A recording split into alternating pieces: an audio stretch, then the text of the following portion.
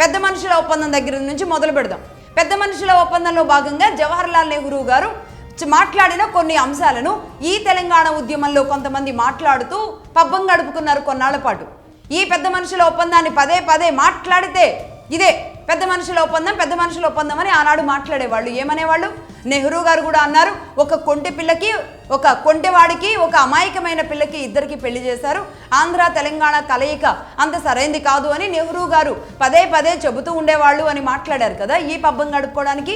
మరి అదే నెహ్రూ గారు ఈ కలిపే క్రమంలో ఆయన ఎందుకు ఒప్పుకున్నారు? ఆయన ఎందుకు మరి ఈ చర్యకి పాల్పడ్డారు? మరి అలాంటప్పుడు ఇదే నెహ్రూ గారి విగ్రహాన్ని మరి ఢిల్లీకి రాహుల్ గాంధీ గారికి ఆయన ఇంటికి ఏమైనా పార్సల్ చేస్తారా? కవిత గారు ముందుగా అది చెప్పాలి.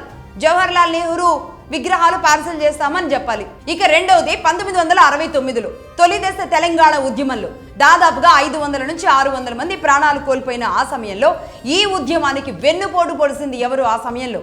ఇదే ఇందిరాగాంధీ గారు కాదా? మరి ఈ ఇందిరాగాంధీ గారి విగ్రహాన్ని మరి పార్సల్ చేయడానికి సిద్ధంగా ఉన్నారా కవిత గారు? ఇందిరాగాంధీ విగ్రహాన్ని మళ్ళీ రాహుల్ గాంధీ గారి చేతికో, ప్రియాంక గాంధీ గారి చేతికో పార్సల్ చేయడానికి మీరు సిద్ధంగా ఉన్నారా? తొలి దశ ఉద్యమానికి ఎవరు తూట్లు పొడిచారు? ఎవరు వెన్నుపోటు చేశారు? ఎవరి ప్రాణాలు, అమాయకమైన ప్రజల ప్రాణాలు, యువత ప్రాణాలు బలైతే మరి ఇదే తొలి దశ ఉద్యమంలో జరిగిన నష్టాన్ని మరి మీరేం చేశారు? ఇదే ఇందిరాగాంధీ విగ్రహాలు ఎందుకు ఇక్కడ ఉన్నాయి? ఢిల్లీకి వెళ్ళాలిగా, మరి పంపించండి, పార్సల్ చేయండి.